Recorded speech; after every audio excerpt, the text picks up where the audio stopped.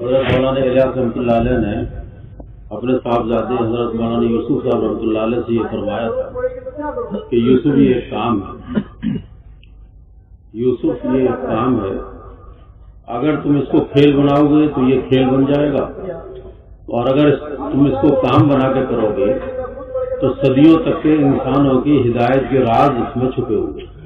یہ فرمایا کہ یوسف یہ ایک کام ہے، اگر تم اس کو کھیل بناؤ گے تو یہ کھیل بن جائے گا، اور اگر اس کو تم کام بنا کے کرو گے تو صدیوں تک کے انسانوں کی ہدایت کے راز اس محنت میں چھپے ہوئے.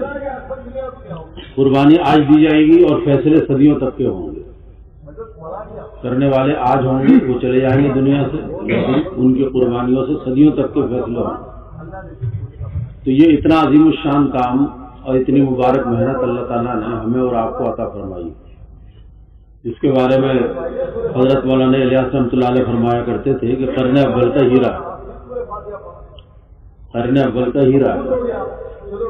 اور یہ بھی فرمایا کہ اس کا تھوڑا بھی بہت ہے، بہت بھی تھوڑا ہے. کوئی تھوڑا بھی کر لے تب بھی بہت ہے، اور اگر کوئی بہت بھی کر لے تب بھی تھوڑا ہے. قیامت کے دن احساس ہوگا کاش اور کر لیتے، کیونکہ جو قیمتی چیز ہوتی ہے نا اس کا تھوڑا بھی بہت قیمتی ہوتا ہے. جیسے ہیرا، تو میں یہی پڑھاتا ہوں وہاں علی گڑھ مسلم یونیورسٹی میں، معدنیات بھی ہوتی ہیں، تو ہیرے جو ہیں بڑے قیمتی ہوتے ہیں، اور اس کا ذرا سا بھی توڑ لیں لاکھوں روپے کا ہوتا ہے. کئی کروڑ کا ایک ہیرا آتا ہے، اور اس کا ذرا سا ٹکڑا بھی لاکھوں کا بیٹھتا ہے. تو جو قیمتی چیز ہوتی ہے نا اس کا تھوڑا بھی بہت قیمتی ہوتا ہے. تو یہ کام کیونکہ بہت بڑا ہے، بہت اونچا بڑا عظیم الشان کام اللہ نے دیا ہے، تو اس کام کو اگر تھوڑا بھی کوئی کرے گا نا اس کا اجر بہت زیادہ اس کو ملے گا. لاکھوں گنا سمجھانے کے طور پہ کہتے ہیں، ورنہ اجر عظیم کا وعدہ کیا. اور علماء یہ کہتے ہیں کہ اجر عظیم کو حقیقت میں اللہ ہی جانتا ہے کتنا ہے، اس کو سمجھایا بھی نہیں جاتا. تو میرے پیارے بھائیوں، اللہ نے ایک محنت دی ہے، کام دیا ہے، اور یہ دعوت کی محنت ہماری آپ کی اصل ذمہ داری ہے، جس کی وجہ سے امت کو بہترین امت کا، ایک بزرگ فرماتے ہیں کہ بہترین امت بہترین کام کی وجہ سے. اس امت کو جو بہترین کہا ہے نا کہ تم بہترین امت ہو، تو وہ بہترین کام کی وجہ سے. بہترین اس لیے نہیں ہے کہ ہمارے مکان بہترین ہوتے ہیں یا کپڑے بہترین ہوتے ہیں یا ہماری شکلیں بہترین ہیں، بلکہ ایک ذمہ داری ہے جو اللہ نے ہمیں اور آپ کو دی ہے. اور یہ سمجھ میں بھی آتی ہے بات کہ نبیوں کا سلسلہ ختم ہو گیا، انسانوں کا سلسلہ جاری ہے. بھائی ہمارا آپ کا ایمان اور یقین ہے کہ نبی آخری ہمارے اور آپ کے نبی ہیں، تو نبی تو کوئی آئے گا نہیں، لیکن انسان قیامت تک آئیں گے اور روزانہ آ رہے ہیں. امریکہ والوں کا کہنا ہے کہ 3 لاکھ بچے روز پیدا ہوتے ہیں، تو گویا کہ 3 لاکھ نئے انسان روزانہ آ رہے ہیں اور آتے رہیں گے قیامت تک. تو انسانوں کا سلسلہ جاری ہے اور نبیوں کا سلسلہ ختم ہو گیا. اب سوال یہ پیدا ہوتا ہے کہ یہ انسان جو قیامت تک آتے رہیں گے، ان انسانوں کی رہبری کون کرے گا؟ ان انسانوں کو اللہ کی طرف کون بلائے گا؟ ان انسانوں کو جنت کا راستہ کون بتائے گا؟ ان انسانوں کے بیچ میں اللہ کے رسول صلی اللہ علیہ وسلم کے رحمت والے طریقے کون ان کو سمجھائے گا؟ تو اس بڑے کام کے لیے اللہ نے پوری امت کا انتخاب کر لیا، اور پوری امت کو اللہ نے پسند کر لیا اور چوز کر لیا، چھانٹ لیا اس بڑی محنت کے لیے. اس لیے اس امت کو نبیوں کا قائم مقام کہا جاتا ہے، نبیوں کا سبسٹیٹیوٹ ہے، نبیوں کا بدل. اس لیے حضرت مولانا محمد عمر صاحب پالنپوری رحمۃ اللہ علیہ فرمایا کرتے تھے کہ یہ محنت نبیوں والی ہے، اس میں ترتیب بھی نبیوں والی ہے، اور اس میں صفات بھی نبیوں والی ہے، اور وعدے بھی نبیوں والی ہے. محنت نبیوں والی، ترتیب نبیوں والی، صفات نبیوں والی، اور وعدے بھی نبیوں والی. تو جب نبیوں والی محنت نبیوں والی ترتیب پہ کی جائے گی تو نبیوں والی صفات پیدا ہوں گی، اور جب نبیوں والی صفات پیدا ہوں گی تو اللہ تبارک و تعالیٰ جو مددیں نبیوں کے ساتھ آ چکی ہیں ان مددوں کو ریپیٹ کر دیں گے، ان مددوں کو اللہ دوہرا دیں گے، کیونکہ وہ مددیں کسی ذات کے ساتھ نہیں ہیں بلکہ وہ مددیں کام کے ساتھ.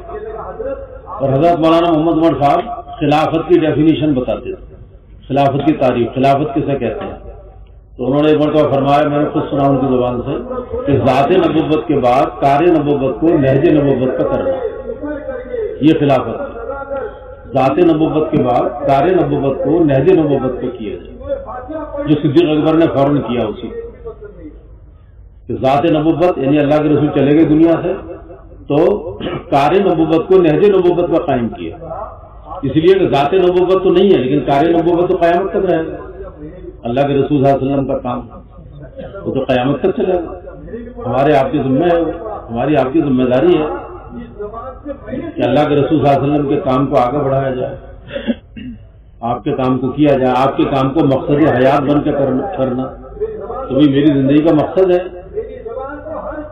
تو انسان جو قیامت تک آتے رہیں گے، ان کی رہبری کے لیے اللہ نے پوری امت کا انتخاب کیا ہے، اور اس امت کے لیے قرآن نازل ہوا، اس قرآن میں اللہ تعالیٰ نے نبیوں کے واقعے سنائے، نبیوں کے قصے سنائے، کیونکہ یہ فطری بات ہے کہ کوئی آدمی اپنے بچے کو ڈاکٹر بنانا چاہتا ہے تو ڈاکٹروں کی لائن کے قصے سناتا ہے، ڈاکٹروں کی مثالیں دیتا ہے۔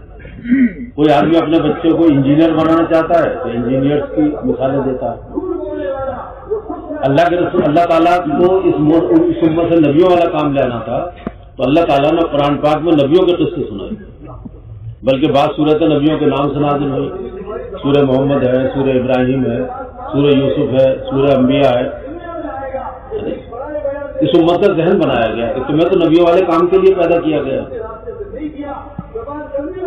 تو نبیوں والے قصے سنا کر اس امت کو تیار کیا اللہ نے گویا کہ قرآن پاک میں۔ اور حضرت مولانا عمران صاحب فرما رہے تھے کہ نبیوں نے کتنی عبادت کی ہوگی اپنی زندگی میں، لیکن اللہ تعالیٰ نے قرآن پاک میں نبیوں کی عبادت کو ذکر نہیں کیا، بلکہ نبیوں کی دعوت کو اور نبیوں کی دعاؤں کو ذکر کیا۔ اللہ تعالیٰ تفصیل سے ذکر کر رہے ہیں سورہ یوسف میں، حضرت یوسف علیہ السلام کے قصے کو پورا آسان القصص کہا، بہترین قصہ ہے، اور اس میں اللہ تعالیٰ یوسف علیہ السلام کے اوپر جو حالات آئے ان حالات کو تفصیل سے ذکر کر رہے ہیں، کس طریقے سے بھائیوں نے ان کو کنویں میں ڈالا، کس طریقے سے پھر قافلہ آیا، کنویں سے نکالا گیا اور مصر کے بازار ان کو بیچا گیا، عزیز مصر نے ان کو خریدا، زلیخا نے تہمت لگائی، جیل میں پہنچایا گیا، پھر جیل سے نکالا گیا اور مصر کے تخت پہ ان کو پہنچایا گیا، سارے بھائی تائب ہوئے آ کر کے۔ اب یہ قصہ اللہ تعالیٰ سنا رہا ہے، اور کسے سنا رہا ہے؟ ہمیں اور آپ کو، کیونکہ جب آدمی دعوت کا کام کرے گا تو اس کے اوپر حالات آئیں گے، تو ذہنی طور پہ وہ تیار رہے۔ مولانا محمد عمر صاحب فرماتے تھے کہ داعی کے سامنے مجاہدہ اور مدد، یہ دونوں چیزیں موت تک آتی رہیں گی، مجاہدہ آئے گا پھر مدد آئے گی، پھر مجاہدہ آئے گا پھر مدد آئے گی، اور یہ فرماتے تھے کہ مجاہدے میں اس کی ترقی ہوگی اور جب مدد آئے گی تو تسلی ہوگی۔ مجاہدہ ایک بھٹی کی طرح اللہ تعالیٰ اپنے بندے جو دین کے کام کرنے والے بندے ہوتے ہیں ان کے سامنے مجاہدے ڈالتے ہیں، مجاہدہ آتا ہے، ناگواریاں آتی ہیں، اور صحابہ کہتے ہیں کہ ناگواریوں میں بڑی خیر پائی، کیونکہ یہ حق ہے اور حقیقت ہے، اور جو حق ہوتا ہے وہ کڑوا ہوتا ہے، جو حق ہوتا ہے نا وہ کڑوا ہوتا ہے، حق جو ہوتا ہے اس کے راستے میں ناگواریاں ہوتی ہیں اور انجام میں کامیابی ہوتی ہے۔ حق کی ابتدا جو ہے وہ ناگواریوں سے اور انجام کامیابیوں سے ہے، اور جو باطل کا راستہ ہے اس میں خواہشات ہوتی ہیں اور انجام ناکامیوں سے ہوتا ہے۔ تو باطل کے راستے میں خواہشات ہیں، انجام میں ناکامی ہے، اور حق کے راستے میں ناگواریاں ہیں، انجام میں کامیابی ہے۔ اس ناگواری کو ہی مجاہدہ کہتے ہیں۔ تو مولانا محمد عمر صاحب فرماتے تھے کہ مجاہدہ اور مدد یہ ہر کام کرنے والے کے ساتھ موت تک آئے گی۔ مجاہدہ آئے گا، اس مجاہدے میں اس کی ترقی ہوگی، پھر مدد آئے گی تو مدد سے تسلی ہوگی کہ اللہ تعالیٰ نے میری مدد کی ہے، اور اس کا یقین بڑھ جائے گا، اور پھر وہ اور آگے چلے گا اس محنت کے اندر کہ اللہ نے میری مدد کی ہے۔ اللہ کی مدد سے اس کا یقین بڑھے گا اور شوق اور جذبہ بنے گا اس کا آگے بڑھنے کے لیے۔ تو مجاہدہ ڈالیں گے اور پھر مدد کریں گے، پھر مجاہدہ آئے گا، مدد کے بعد پھر مجاہدہ آئے گا اور پھر مدد آئے گی، یہاں تک کہ موت کا فرشتہ نظر آ جائے گا۔ مولانا اس طرح فرماتے تھے، مولانا محمد عمر صاحب پانی مجاہدہ مدد جہاں تک کہ موت کا فرشتہ نظر آ جائے، یعنی موت تک یہ چلے گئے تھے، کیونکہ مجاہدات جو ہے نا، مجاہدے اور ناگواریاں یہ داعی کی ترقی کے لیے آتی ہے، داعی کی ترقی ہوتی ہے۔ غزوہ خندق میں اتنا سخت مجاہدہ ڈالا کہ کلیجے منہ کو آ گئے، اللہ تعالیٰ نے غزوہ خندق جو ہوئی ہے اس میں اتنا سخت مجاہدہ ڈالا ہے اللہ تعالیٰ نے کہ کلیجے منہ کو آتے اور سخت آزمائش میں اللہ نے جھنجھوڑ دیا کہ کلیجے ان کو منہ کو آتے. صحابہ کہنے لگے یا رسول اللہ کب تک یہ حالات رہیں گے, مدد کب آئے گی؟ تو اللہ کے رسول فرمایا کہ حالات بدلنے والے ہیں. تو اللہ نے حالات بدل دیے. اللہ تعالیٰ حالات کو ایسا بدل دیتا ہے جیسا موسم کو بدل دیتا ہے. جیسے موسم بدل جاتا ہے ایسے حالات بدل جاتے ہیں. اللہ تعالیٰ ٹوٹے ہوئے حالات کو ایسے جوڑ دیتے ہیں جیسے ٹوٹی ہڈی کو جوڑتی ہے. ہڈی ٹوٹ جاتی ہے اللہ ہی جوڑتا ہے, ڈاکٹر نہیں جوڑتا. ڈاکٹر پلاسٹر کرا دیتا ہے, اصل اندر جوڑنے والی بات تو اللہ کی ہے. جیسے ٹوٹی ہڈی کو اللہ جوڑ دیتا ہے ایسے اللہ حالات کو جوڑ دیتا ہے, ٹوٹے ہوئے حالات. لیکن استقامت اختیار کرنا پڑتا ہے, جمنا پڑتا ہے, یہ نہیں گھبرا کے چھوڑنا. تو میرے پیارے بھائیوں ہمارے لیے تو ایک راستہ بنا دیا گیا اور متعین کر دیا گیا, اس پہ ہمیں چلنا ہے اور حالات سے گھبرانا نہیں بلکہ حالات میں استقامت اختیار کرنا, جمنا ہے. تو پھر جمنے پر اللہ کی مدد آتی ہے. اس لیے کام میں لگنا اصل نہیں ہے, لگے رہنا اصل ہے. لگے رہنا بار بار ہم نے سنا میاں جی محراب صاحب وغیرہ تھا کہ بھائی لگنا آسان ہوتا ہے, لگے رہنا مشکل ہوتا ہے. کہ آدمی لگا رہے, کرتا رہے, لگا رہے. استقامت کہتے ہیں. 3 باتیں ہم نے بڑوں سے سنی بار بار, اخلاص, استخلاص اور استقامت. کہ آدمی اخلاص سے کام کرے اللہ اور آخرت کے لیے, اور استخلاص سے کرے. استخلاص مطلب ذہنی یکسوئی کے ساتھ. انگریزی میں کہتے ہیں سنگل مائنڈیڈ ہو کر کے کام, ڈبل مائنڈیڈ ہو کے نہ کام, بلکہ ذہنی یکسوئی کے ساتھ. اللہ نے ہمیں کام دیا ہے, اس کو ہمیں کرنا ہے اخلاص کے ساتھ. تیسری چیز ہمارے بڑے بتاتے ہیں استقامت. استقامت کا مطلب یہ ہے کہ ہر حال میں کرنا ہے, تب یہ چاہے تو نہ چاہے تو تب بھی کرنا ہے. حالات سازگار ہو یا ناسازگار ہو, سازگار حالات میں بھی کرنا ہے, ناسازگار حالات میں بھی کرنا ہے. خوشگوار حالات میں بھی کرنا ہے, ناگوار حالات میں بھی کرنا ہے. اور ایک تیسری اسٹیج یہ آتی ہے جو مشکل ہوتی ہے بہت, کہ ہم کام کرتے رہیں گے چاہے ہمیں پیچھے کر دیا جائے اور دوسروں کو آگے بڑھا دیا جائے. ایسا بھی ہوتا ہے کہ ہم کام کرتے رہیں گے چاہے ہمیں پیچھے کر دیا جائے اور ہمارے اوپر دوسروں کو ترجیح دے دی جائے, تبھی ہم کام کرتے ہیں. اور یہ دور جو آیا ہے یہ ایسا ہی دور آیا ہے ہمارے پرانے ساتھیوں کو. بڑے بڑے پرانے ساتھیوں کو پیچھے کر دیا اور نئے آگے. تو مولانا ابراہیم صاحب نے ایک موقع پر یہ فرمایا کہ اس میں گھبرانا نہیں, بلکہ اللہ کے رسول صلی اللہ علیہ وسلم کی بشارت, اور آپ نے صحابہ سے یہ فرمایا تھا کہ میرے بعد تمہارے اوپر دوسروں کو ترجیح دی جائے گی, دوسرے آگے آ جائیں گے اور تمہیں پیچھے کیا جائے گا. حالانکہ تم نے محنت کی ہے, تم نے راستہ بنایا ہے, تم نے قربانیاں دی ہیں, مہاجرین کو ٹھکانہ دیا ہے, لیکن تمہاری تاریخ کو لوگ بھول جائیں گے اور نئے لوگ, دوسرے لوگ آگے آ جائیں گے اور تمہیں پیچھے کیا جائے گا. لیکن تم صبر کرنا اور کام کرتے رہنا, اور قیامت کے دن حوض کوثر پر مجھ سے آ کے ملنا, تمہاری قربانیوں کا بدلہ میں اللہ سے دوں. اتنی بڑی ضمانت لے کے دیں. اور مولانا نے فرمایا کہ یہی بات آج ہمارے ساتھیوں کے لیے. ہمارے ساتھی محنت کرتے ہیں, قربانی دیتے ہیں, لیکن کچھ ایسے آ جاتے ہیں کہ جو ان کو پیچھے کر دیتے ہیں, ان کی قدر و قیمت کو گھٹاتے ہیں. تو اس وقت میں ہمیں جو ہے نا وہ جمنے کی ضرورت ہوتی ہے, کیونکہ ہم ہی جو کام کر رہے ہیں نا وہ اپنی حیثیت بنانے کے لیے نہیں کر رہے, یا اپنی پوزیشن کے لیے نہیں کر رہے, یا کوئی مقام حاصل کرنے کے لیے نہیں کر رہے, بلکہ ہمارے بزرگ ہیں وہ فرماتے ہیں کہ اس دعوت کے کام میں تو اپنی حیثیت کو مٹانا.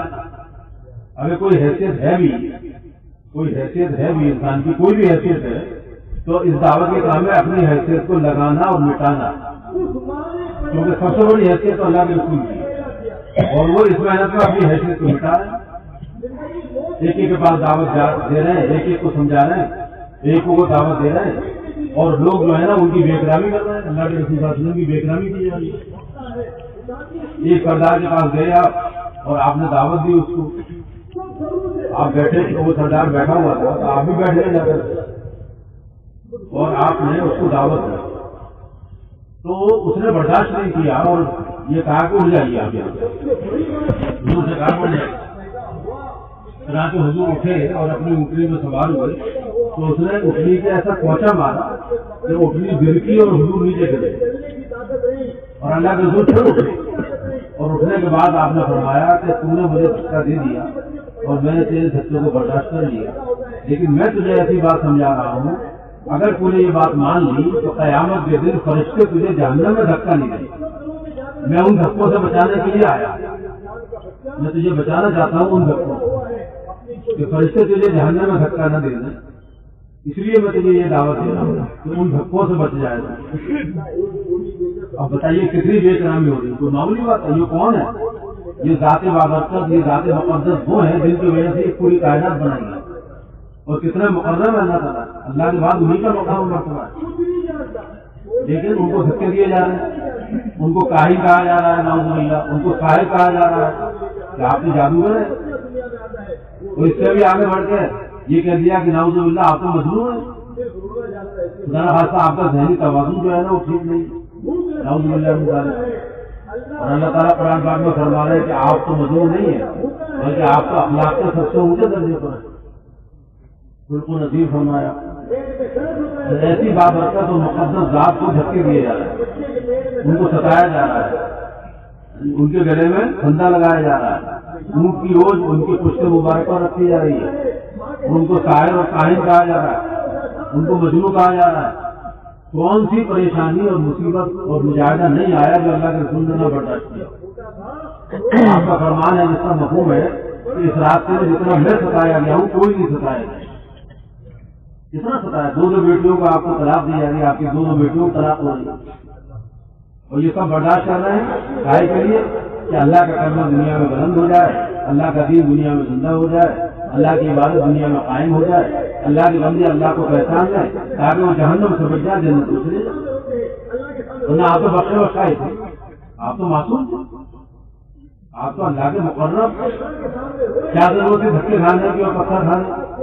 کار میں تشریف لیں گے وہاں پتھر مارے جا رہے ہیں، لہو لہان ہو رہے ہیں، آپ کے جوتے خون کی جاری ہونے سے رنگین ہو رہے ہیں، آپ کو بے ہوشی ہو گئی، سب کچھ ہو رہا ہے، اور یہ کائے کے لیے ہے؟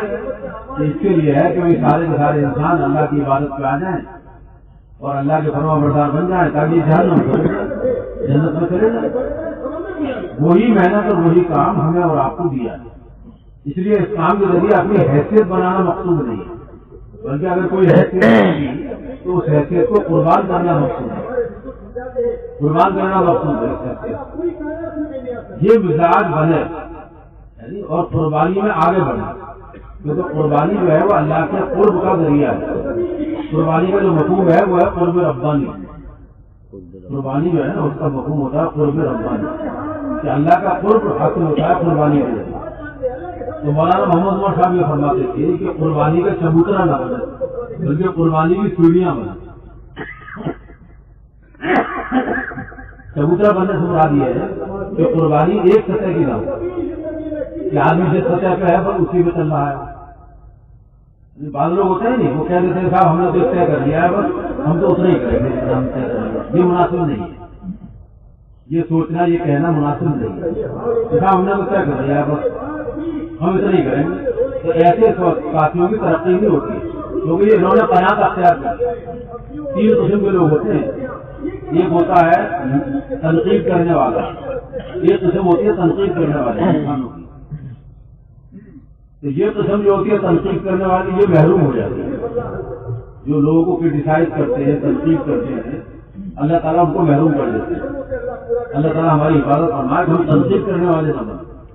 تنقید کرنا یہ بہت خطرناک چیز ہے، آدمی کو محروم کر دیتی ہے دعوت کی دعوت، تنقید نہ کرے آدمی کسی کو۔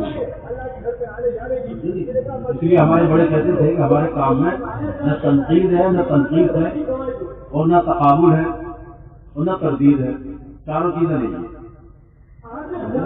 نہ تنقید ہے کہ لوگوں کو کرٹیسائز کرنا اور نہ تردید ہے کہ رد کرنا، دنیا کچھ بھی نہیں، اصل دین کا کام ایسا نہیں، تردید نہیں کرنی، کسی بھی کام کی تردید نہیں کرنی، جتنے کام ہو رہے ہیں وہ سب دین کے کام ہو رہے ہیں، ہمیں ہر دین کے کام کی عظمت ہمارے دل میں ہونی چاہیے۔ دین کے کام کے 4 شعبے جو بڑوں سے سنا ہم نے، 4 شعبے ہیں دین کے کام، ایک تو دعوت و تبلیغ کا شعبہ ہے، اور دوسرے درس و تدریس کا ہے، مدرسہ، مدرسے کا شعبہ ہے، وہ خود دین کا کام ہے۔ مدرسے میں جو پڑھائی ہو رہی ہے اور جو علماء حفاظ تیار ہو رہے ہیں وہ خود دین کا بہت بڑا کام ہو رہا ہے۔ اگر یہ حفاظ تیار نہ ہو تو تراویح میں کہاں ملیں گے سنانے کے لیے قرآن؟ اگر یہ تیار نہ ہو مدرسے کے اندر، دینی کا تو کام کر رہے ہیں وہ خالص، یہاں حفاظ تیار ہو رہے ہیں، اگر علماء نہ ہو، مفتی نہ ہو، کس سے مسئلہ پوچھیں گے؟ میں تو اپنے ساتھیوں سے کہتا ہوں کہ جیسا فیملی ڈاکٹر ہوتا ہے ایسی فیملی مفتی ہونا چاہیے۔ جیسے فیملی ڈاکٹر ہوتا ہے نا، جیسا ہماری فیملی کے ڈاکٹر خان صاحب، ہمارا ڈاکٹر ہماری فیملی ڈاکٹر، ایسی فیملی مفتی ہونا چاہیے۔ ہماری فیملی کس سے مسئلہ پوچھے گی؟ علی گڑھ میں ہمارے الحمدللہ ایک بہت ہی معتبر بہت اچھے مفتی صاحب ہیں، ان کو ہم نے اپنا فیملی مفتی بنا۔ میں نے بھی ان کے ساتھ وقت لگایا، اپنے بیٹوں کا وقت لگوایا، اپنی بیوی کا وقت لگوایا مسکراتی جماعت میں، تاکہ ان کی اہلیہ سے قربت ہو جائے۔ اب ہماری اہلیہ کوئی مسئلہ پیش آتا ہے تو ان کی اہلیہ کے ذریعے مفتی زیادہ پوچھ لیتے ہیں، بچے پوچھ لیتے ہیں ہمارے، تو بچوں کی قربت ہوگی مفتی صاحب۔ فیملی مفتی ہونی چاہیے، انہیں کس سے پوچھے گا مسئلہ؟ کوئی مفتی نہیں بنا، فیملی ڈاکٹر بنا نہیں، اور فیملی مفتی نہیں بنا۔ جیسا ہماری فیملی کے ڈاکٹر ہی ہیں تو فیملی کا مفتی کون ہے؟ دینی ضرورتیں کس سے پوری ہوں گی؟ دین کے بارے میں کچھ پوچھنا ہے کس سے پوچھے؟ کسی کو بنانا پڑے گا؟ نہیں بنانا پڑے گا، فیملی مفتی۔ کیوں بھائی بات سمجھ آ رہی ہے؟ نیند تو نہیں آ رہی؟ تھوڑی دیر بات ہوگی، جاگ کر سننا انشاءاللہ، تو مجھے بھی نیند نہیں آئے گی۔ تو یہ میں آپ کا رہا تھا کہ درس و تدریس جو ہے یہ خود دین کا ایک شعبہ ہے، دین کے کام کا، اور ہمارے اندر اس کا احترام ہونا چاہیے۔ سارے علماء اکرام کا، ساری مفتیان اکرام کا، سب کا احترام ہو۔ ہمارے ایک بزرگ تھے نادر علی خان صاحب، وہ یہاں تک فرماتے تھے کہ خدا نہ خاصا ہے کوئی عالم بے عمل ہے، کوئی عالم ہے لیکن بے عمل ہے، عمل نہیں کر پا رہا ہے وہ، تب بھی اس کا احترام دل میں ہونا چاہیے۔ اگر وہ عمل پر نہیں ہے تب بھی احترام ہو دل کے ہے تو یہ عالم۔ اور اس کی مثال بڑی اچھی دیتے تھے کہ جیسے قرآن پاک غلط پرنٹ ہو گیا، قرآن پاک غلط پرنٹ ہو جائے، غلط چھپ جائے تو قرآن کی عظمت تو باقی رہے گی، لیکن ہم تلاوت نہیں کریں گے، اس کی تلاوت نہیں کریں گے کیونکہ غلط پرنٹ ہو گیا ہے، لیکن عظمت تو رہے گی دل میں، اسے اوپر اٹھا کے رکھیں گے نہیں رکھیں گے، ہے تو قرآن، وہ غلط چھپ گیا ہے۔ ایسے خدا نہ خاصا کوئی عالم بے عمل ہے تو ہم اس کی اتباع نہیں کریں گے، لیکن اس کا احترام تو کریں گے۔ اس درجے تک ہمیں بتایا گیا کام کرنے والوں کو۔ تو پہلا شعبہ دعوت و تبلیغ کا ہے، دوسرا شعبہ درس و تدریس کا ہے، اور تیسرا شعبہ جو ہے وہ ہے تصنیف و تالیف کا، یعنی کتابوں کو لکھنا، دین کی کتابیں لکھنا، دین کی کتابیں لکھنا، دین کی کتابوں کو کمپائل کرنا۔ تو تصنیف و تالیف کا ایک شعبہ، اور لوگ دین کی کتابیں لکھ رہے ہیں جس کا ہمیں فائدہ پہنچتا ہے، ہم پڑھتے ہیں ان کتابوں کو۔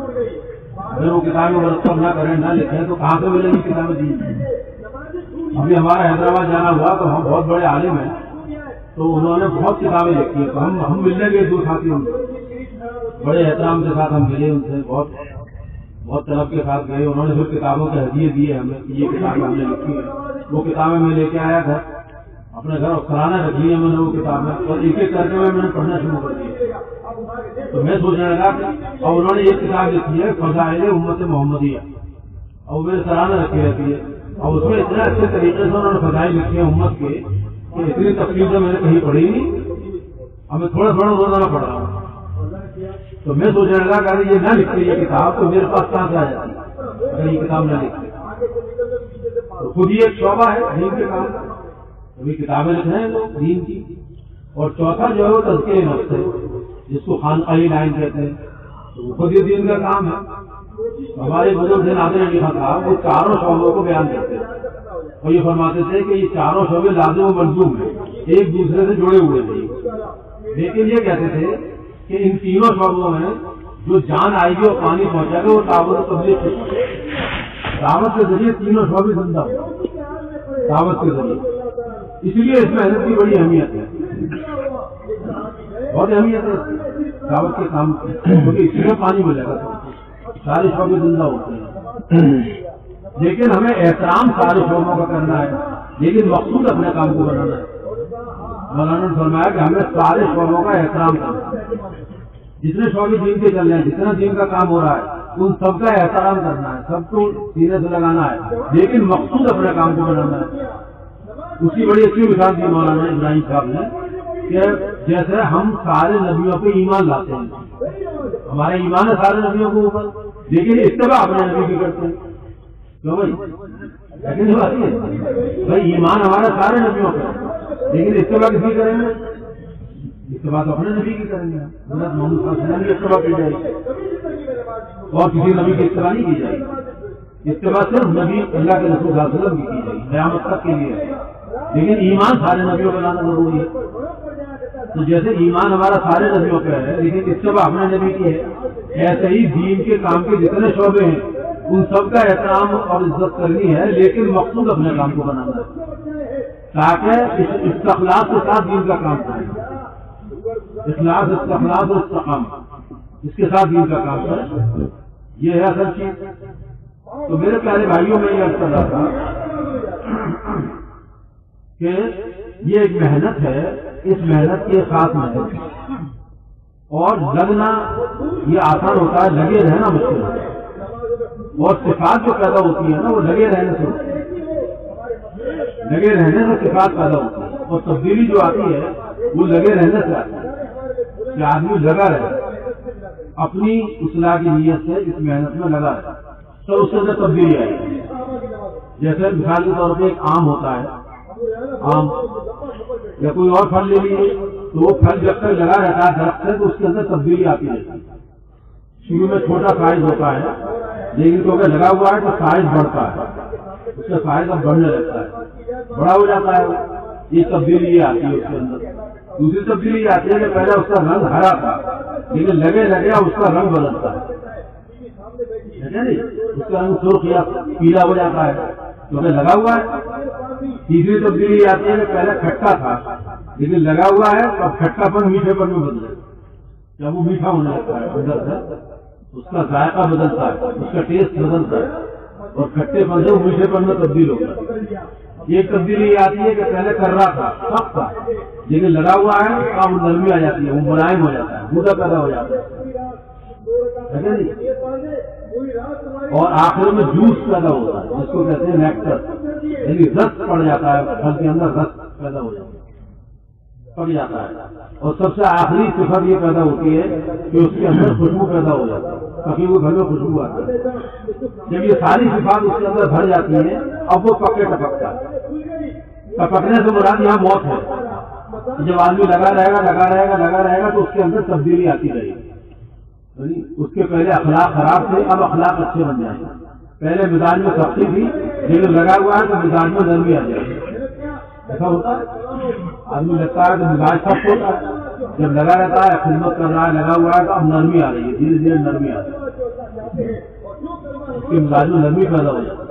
پہلے اچھے اخلاق نہیں تھے لیکن لگے لگے اخلاق اچھے بن جاتے، پہلے خرچ کرنے کا جذبہ نہیں تھا لیکن اب لگے لگے خرچ کرنے کا جذبہ پیدا ہو گیا، کنجوسی دور ہوگی، سخاوت پیدا ہو گئی، کنجوسی ختم ہو جاتی ہے، سخاوت آ جاتی ہے کہ آدمی اپنے مال کو دوسروں کے اوپر خرچ کرتا ہے، پہلے نہیں تھا ایسا۔ تو لگے لگے یہ تبدیلی آتی رہتی ہے اس کے اندر اور صفات پیدا ہوتی رہتی ہے، اور جب صفات میں بھر جائے گا انشاءاللہ یہ اور اخلاص آ جائے گا آپ میں، تو حضرت فرماتے ہیں حضرت مولانا ابراہیم صاحب اخلاص کے لیے دو راستے ہیں، اخلاص پیدا کرنے کے دو طریقے ہیں، ایک تو یہ کہ لگے لگے اخلاص آ جائے، لگے لگے اخلاص آ جاتا ہے کہ جیسا پھل لگا رہتا ہے نا درخت سے تو لگے لگے اس میں رس پیدا ہو جاتا ہے اور رس آخر میں پیدا ہو، رس جو ہے نا آخر میں پیدا ہو، لگے لگے پیدا ہو،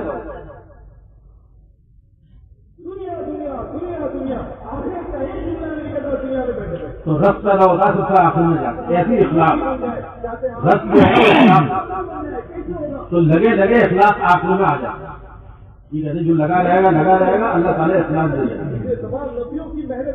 دوسرے حضرت نے فرمایا کہ دوسرا اخلاق کا راستہ جو ہے وہ ہے بزرگوں کی صحبت، بزرگوں کی صحبت سے اخلاق آتا ہے، آدمی بزرگوں کی صحبت میں ہے تو اخلاق آ جائے۔ تو میرے پیارے بھائیوں اصل کیا ہے کہ لگے رہنا، کہ آدمی لگا ہے اس محنت کے اندر اور اپنی اصلاح کی نیت سے لگے، اس لیے ذمہ دار اپنے کو سمجھنا ہے اور مددگار دوسروں کو سمجھنا ہے کہ ذمہ دار میں ہوں اور میرے ساتھی میرے مددگار، میرے ساتھی میرے مددگار۔ اور 3 باتیں فرمائی اللہ تعالیٰ نے اپنے پاک کلام میں پیارے نبی جناب رسول اللہ صلی اللہ علیہ وسلم سے صحابہ کے لیے 3 بات، وہ 3 باتیں ہمارے لیے بھی ہیں، پرانے کام کرنے والوں کے لیے۔ آپ سارے تو ماشاء اللہ پرانے ہیں، صفحے اول کے لوگ ہیں، کام کو لے کے چلنے والے ہیں پورے صوبے کے اعتبار، تو ہمارے آپ کے لیے سب کے لیے ہے وہ 3 باتیں۔ پہلی بات کیا فرمائی اللہ تعالیٰ نے قرآن پاک میں؟ وہ فرمایا کہ اے پیارے نبی آپ ان سے مشورہ کریے، صحابہ اکرام سے آپ مشورہ کریے،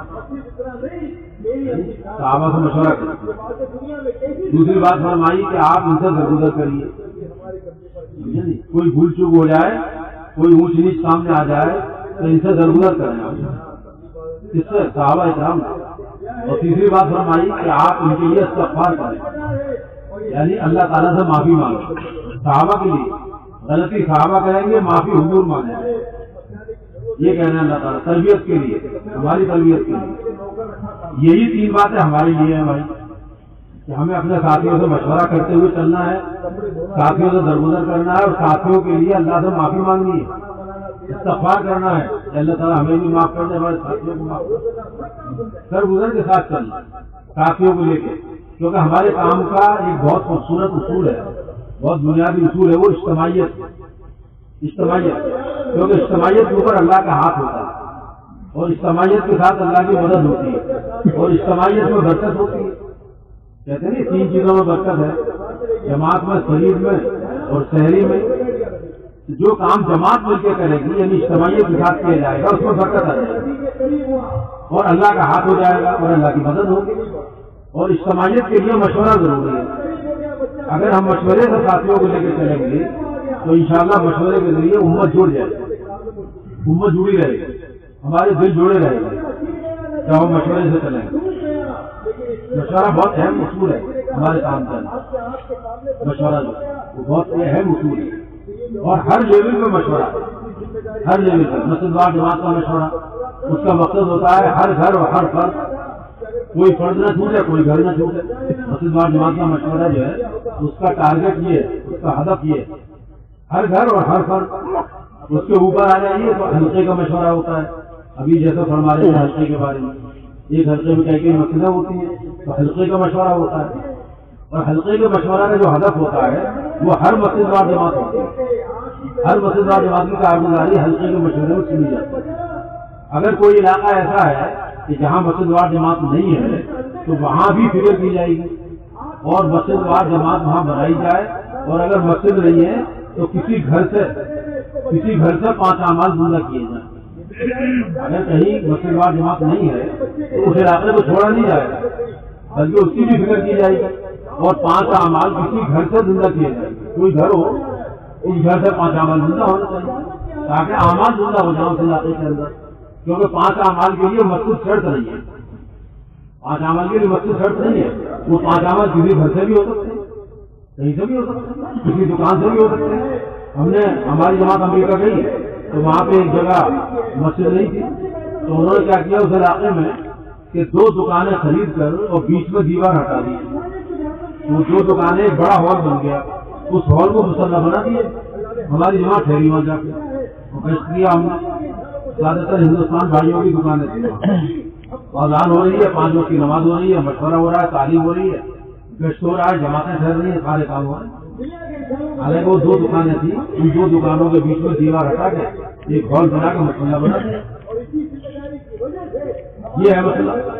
اٹلی میں ہماری جماعت تھی، اٹلی، تو وہاں پہ ایک جگہ ایک شہر میں جانا ہوا، انہوں نے 2 دن ٹھہرنا ہے آپ، تو پتہ چلا کہ وہ مسجد نہیں ہے، تو ایک صاحب نے اپنے گیریج کو مسجد بنا دیا، جس میں وہ کاریں کھڑی کرتے تھے، وہ بڑا گیریج تھا، تو کاریں انہوں نے روڈ پہ کھڑی کر دی، کاریں روڈ پہ کھڑی ہو گئی، اور گیریج کو مسلح بنا دیا، وضو خانہ بنا دیا، سینے خانہ بنا دیا سارے، اس میں جماعت 2 دن ٹھہری ہمارے گیریج کے اندر، وہی تو سارا کام، ساری ضرورتیں پوری ہو رہی وہاں پہ، اور وہیں سے ہم گشت کے لیے جاتے ہیں۔ 2 دن ٹھہرے اس میں گیریج کے اندر، تو 5 اعمال ہو رہے۔ انگلینڈ کے اندر نیو کاسل ایک جگہ ہے، ایک شہر ہے نیو کاسل، تو وہاں 2004 میں ہماری جماعت گئی تھی، تو وہاں کے امیر صاحب جو تھے بنگلہ دیش کے بڑے فکر مند، بہت ہی اچھے ساتھیوں، انہوں نے بتایا کہ آپ کو معلوم ہے اس پورے شہر کا کام دعوت کا وہ ایک عورت کے اکاؤنٹ میں، ایک عورت کے حصے میں، اور مزے کی بات یہ ہے کہ اس عورت کے 2 جوان بیٹے وہ 4 مہینے لگانے کے بعد ہماری جماعت کے ساتھ جڑے ہوئے۔ تو امیر خان بتایا کہ یہ دونوں لڑکے جو ہیں ان کی ماں کے حصے میں پورا کام ہے پورے شہر میں۔ تب انہوں نے پوری کہانی سنا اور یہ کہا کہ بات یہ تھی کہ یہ چھوٹے چھوٹے بچے تھے اور ان کے باپ کا انتقال ہو گیا، بچے یتیم ہو گئے دونوں، بہت چھوٹے تھے، لیکن ماں بڑی سمجھدار، بڑی دیندار ہے، وہ عورتوں سے ایسا کتنا کام لے لیتا ہے۔ اگر ہم اپنی عورتوں کی فکر کریں اور گھر کے اندر تعلیم کا اہتمام کریں، اپنی مصروفات سے 3 دن 10 دن چلہ بیرون یہ سب لگوائیں، ویکلی تعلیم میں بھیجیں پابندی سے، تو ہماری عورتیں دین کے پھیلنے کا ذریعہ بن جائیں۔ اس کے لیے میں یہ سنا رہا ہوں کارگزاری چھوٹی، تو یہ سنا رہے تھے وہ کہ ان کی ماں جو تھی وہ بڑی دیندار اور بڑی فکر مند اور بڑی سمجھدار، اور پورے شہر میں ایک بھی مسجد نہیں تھی، ایک بھی مسجد نہیں تھی پورے شہر کے اندر، تو کوئی جماعت یہاں ٹھہری نہیں پاتی تھی، کسی جماعت کو ہم لائی نہیں پاتے تھے، کوئی جماعت ہی نہیں آتی تھی۔ کام شروع ہو گیا تھا لیکن کام بس یہ تھا کوئی جماعت آتی تھی 2-4 گھنٹے کے لیے چلی جاتی تھی، کسی گھر میں ٹھہر گئی۔ تو جب ان کے باپ کا انتقال ہو گیا تو اس عورت نے میرے پاس خبر بھیجی، اور جب وہ سمجھداری کی بات، اس عورت نے یہ سوچا کہ باپ تو چلا گیا، اب یہ بچے بڑے ہوں گے، بڑے ہونے کے بعد میں پھر یہ میرے کنٹرول سے نکل جائیں گے، کیونکہ باپ کا ڈر رہتا ہے بچوں میں، ماں سے نہیں دبتے بچے جب بڑے ہو جاتے ہیں۔ تو ماں کو یہ فکر ہوئی کہ یہ انگلینڈ کا ماحول ہے، یہ کسروں کا ماحول ہے، بے حیائی کا ماحول ہے، ننگا پن، تو یہ میرے بچے ضائع ہو جائیں گے اگر یہ دیندار نہ بنے۔ اگر یہ دیندار بن گئے تو یہ بچ جائیں گے، ان کی حفاظت ہو جائے گی دینداری کی وجہ سے، لیکن اگر دیندار نہ بنے تو پھر یہ ضائع ہو جائیں گے اور میرے ہاتھ سے نکل جائیں گے۔ وہاں تو عام طور پہ ایسا ہوتا ہے۔ تو اسے یہ فکر ہوئی کہ باپ چلا گیا، اب ان بچوں کی تربیت اور ان کی حفاظت اب میری ذمہ داری بن گئی پوری کی پوری۔ تو انہوں نے یہ بتا رہے تھے اس عورت نے میرے پاس خبر دی اور یہ کہا کہ میں ایک بڑا کمرہ اپنے گھر کا بڑا کمرہ میں خالی کر دیتی ہوں اور اس کمرے سے آپ دعوت والا کام کریں، دعوت کا کام میرے کمرے سے کریں، میرے گھر سے۔ اور مقصد یہ تھا کہ جب جماعت کوئی آئے گی یہاں پہ یا گشت وغیرہ ہوگا تو لامحالہ میرے دونوں بچے اس میں شامل رہیں گے۔ ظاہر ہے جب گھر سے ہی گشت ہو رہا ہے تو بچے کہاں جائیں گے، بچے شامل رہیں گے، بچوں کو وہ ماحول ملے گا، دعوت کا ماحول، اور دعوت کا ماحول ہی بچوں کو بچاتا ہے اس برے ماحول سے، کیونکہ باپ تو چلا گیا۔ اسی سمجھداری کی بات اس نے سوچی اس عورت نے اور میرے پاس خبر دی۔ تو ہم اسی چکر میں تھے کہ کوئی کھیا کوئی جگہ ملے تو ہم خوش ہو گئے کہ بھائی خوشی بچاری پیش کر رہی ہوں۔ تو انہوں نے ایک بڑا کمرہ جو بیٹھک ہوتی ہے یا ڈرائنگ روم ہوتا ہے وہ خالی کر لیا اور ہم گشت کرنے لگے اس کمرے میں، پابندی سے گشت کرنے لگے، وہیں پہ تعلیم ہونے لگی، اسی کمرے میں مشورہ ہونے لگا، وہیں سے ملاقاتیں ہونے لگی، 3 دن کی جماعتیں اسی کمرے سے بننے لگی۔ کوئی جماعت آتی تھی تو اب جماعت کے ٹھہرنے کا بن گیا حساب، تو ہم جماعت کو لانے لگے۔ اب جماعت وہاں ٹھہرتی تھی تو یہ دونوں بچے جماعت کی نصرت میں رہتے، جماعت کی خدمت کرتے تھے دونوں بچے، اور وہ عورت کھانا پکا کے جماعت کو بھیجتی اپنے بچوں کے ذریعے تاکہ یہ بچے استعمال ہو، بچے خدمت کریں، تاکہ جماعت کی فکر جماعت کی دعائیں بچوں میں لگ جائے۔ تو وہ عورت نصرت بھی کرتی تھی، چائے ناشتہ کھانا، اور بچوں کو بھیجتی تھی کھانا لے کر کے۔ وہ بچے جاتے تھے جماعت کے بعد، جماعت دعا دیتی تھی، جماعت کی نظریں پڑتی تھی، جماعت دعا کرتی تھی۔ یہ بتا رہے تھے کہ بس اسی طریقے سے کیا ہوا کہ کام شروع ہو گیا اور کام چلنے لگا پورے شہر میں۔ اس کا نتیجہ یہ ہوا کہ ساتھی تیار ہونے لگے، جماعتیں نکلنے لگی۔ اب جب ساتھی تیار ہو گئے تو ساتھیوں نے مل کر کے پھر مسجد بنا، جو مرکز ہے اس وقت وہاں کا، وہ مرکز جو کہ ہمارے ساتھیوں نے مل کے پھر یہ بنایا۔ مسجد ہونی چاہیے، کب تک اس کمرے سے کام کریں گے، ساتھیوں کی تعداد بڑھ گئی ماشاء اللہ، سب نے مل کے مسجد بنائی۔ اب یہ مسجد بنی ہے ایک مرکز، جہاں شب گزاری ہوتی ہے، جہاں ہماری جماعت ٹھہری وہاں جا کر ہماری۔ اس کے بعد یہ بتا رہے تھے کہ پھر کام بڑھتا چلا گیا، پھیلتا چلا گیا، یہاں تک کہ جب ہم 2004 میں گئے تھے اس وقت میں نیو کاسل میں 12 مسجدیں تھیں، 12 مسجدیں 2004 کے بعد بتا رہا ہوں، جو ہماری جماعت کی تھی انگلینڈ 4 مہینے کی، تو 2004 میں 12 مسجدیں تھیں نیو کاسل میں، اور اب تو پتہ نہیں کتنی ہو گئی ہوں گی، اور ان 12 مسجدوں میں دعوت کا کام چل رہا تھا، اور سینکڑوں چلے اور 4 مہینے لگائے ہوئے۔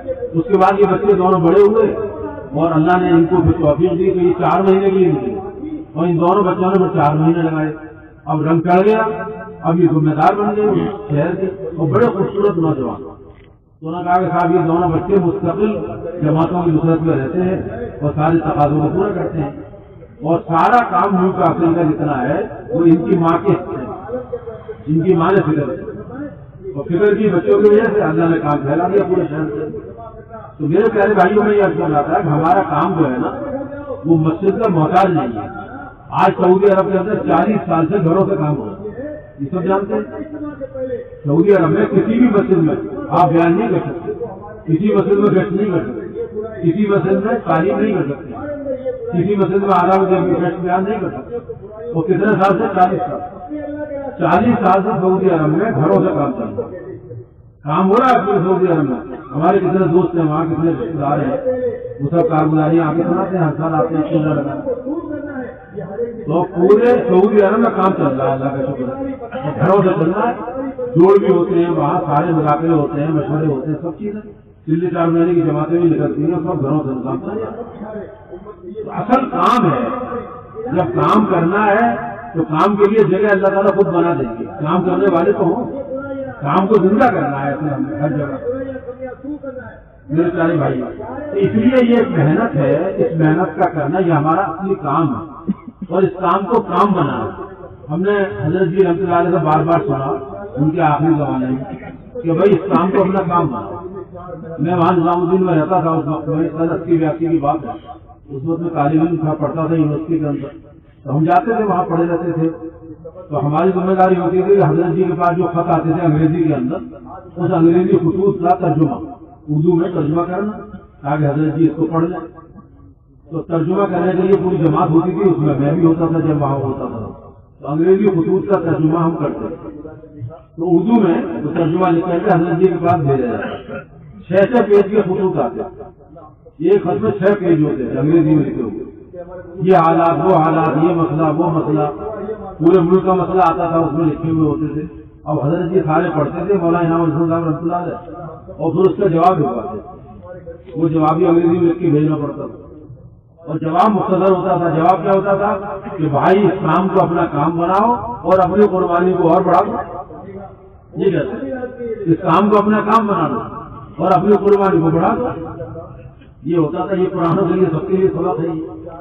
کام کو اپنا کام بنائیں اور قربانی کو بڑھائیں, تبھی تو کام بڑھے گا یا قربانی بڑھے گی. یہ کام آسانی کا نہیں ہے, یہ کام قربانی کا ہے. اور قربانی کی سیڑھی بنے, سیڑھی کے بعد سیڑھی آتی ہے نا اور آدمی چھت پر پہنچ جاتا ہے. قربانی کا چبوترا نہ بنے, مولانا عمر صاحب کہتے ہیں چبوترا نہ بنے گی. ایک لیول کی قربانی نہ ہو کہ صاحب ایک ہی لیول کی قربانی دی جا رہی ہے, بلکہ قربانی کی لیول بڑھنی چاہیے. تو وہ کہتے ہیں سیڑھیاں, سیڑھی کے اوپر سیڑھی, سیڑھی کے اوپر سیڑھی, یہاں تک آدمی چھت پر پہنچ جاتا ہے. قربانی کے بعد قربانی ہے, آسانی نہیں ہے. آسانی کو نہیں تلاشنا ہے, قربانی کو بڑھانا ہے اور کام کو اپنا کام بنانا ہے. اور کام کو کام بنانے کا مطلب کیا ہوتا ہے؟ بزرگوں کی صحبت میں رہ کر الحمدللہ یہ چند باتیں سیکھی کہ کام کو کام بنانے کا کیا مطلب ہے. تو اس میں پہلی بات جو ہے وہ یہ ہے کہ جس کام کو آدمی اپنا کام بناتا ہے اس کو نمبر 1 پر رکھتا ہے. نمبر 1 پر رکھتا ہے, اس پہ ایک ترجیح دیتا ہے, اس کو سب سے اوپر رکھتا ہے.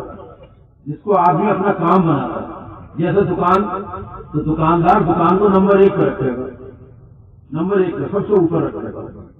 ساری چیزوں کو نمبر 2 پہ کرتا ہے, سب سے 1 نمبر پہ دکان ہوتی ہے. کھیتی والا کھیتی کو نمبر 1 پر رکھے گا, ملازمت والا ملازمت کو نمبر 1 پر رکھے گا, اور ساری چیزوں کو اس کے تابع کرتا ہے. کہ جس کام کو آدمی اپنا کام بناتا ہے اس کو نمبر 1 پر رکھتا ہے. پہلی بات ہے. دوسری بات کیا ہے کہ جس کام کو آدمی اپنا کام بناتا ہے اس کے لیے قربانی دیتا ہے. بغیر قربانی میں کوئی کام نہیں ہوگا, چاہے کھیتی باڑی ہو یا دکان ہو یا ملازمت ہو یا پڑھائی لکھائی ہو, ہر ایک کے لیے قربانی کی ضرورت ہے. آدمی قربانی دیتا ہے تبھی تو کوئی کام ہو پاتا ہے. دوسری بات, تیسری بات جو ہے وہ یہ ہے کہ جس کام کو آدمی اپنا کام بناتا ہے اس کو روز کرتا ہے, روزانہ کرنا. یہ نہیں کبھی کبھی کر لیا. اب ڈیوٹی والا روز ڈیوٹی پہ جاتا ہے, کھیتی والا روز کھیت کے چکر لگاتا ہے, دکان والا روز دکان کھول کے بیٹھتا ہے. تو جو کام روز کیا جاتا ہے وہی باقی رہتا ہے, اور جو کبھی کبھی کیا جاتا ہے وہ تو ختم ہو جاتا ہے. کبھی کبھی دکان کھولی جائے تو کیا ہوگا؟ سارے گاہک ٹوٹ جائیں گے. کبھی کبھی کلاس جائے آدمی تو دام کٹ جائے گا.